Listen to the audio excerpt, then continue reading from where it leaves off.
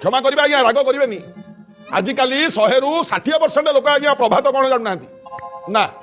उठू उठू कहार 8टा कहार 9टा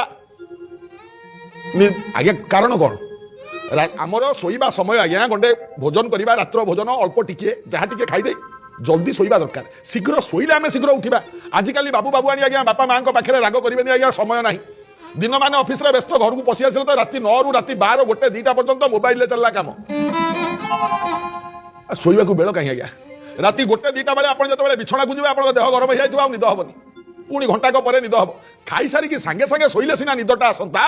गाँ गहली में पुरातन लोक मैंने बुढ़ा बुढ़ी बापा माँ मैंने आगुरी कहती अरे खाइलु तो बिछना को जा कहीं आज्ञा अरे भात निदटा सांगे सांगे हम आगुरी कहती लोक मैंने आम मानुना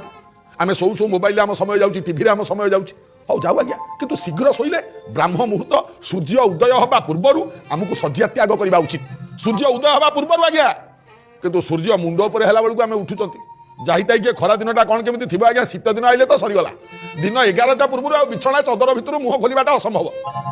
एगुड़िक आज्ञा स्वास्थ्य क्षतिकारक हाँ मन रखिए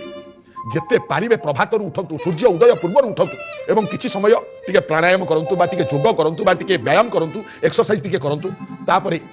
निजर नित्यकर्म समाप्त करी गाधेई पड़तु एटा नियम साधु सन्थ माने एही काम ही करंती हाँ आम गृही लोक मैंने आम जब राति 10टा 11टा भर शोई पड़ा राति भोर 5टा भर निद भांगी आज्ञा निद पाक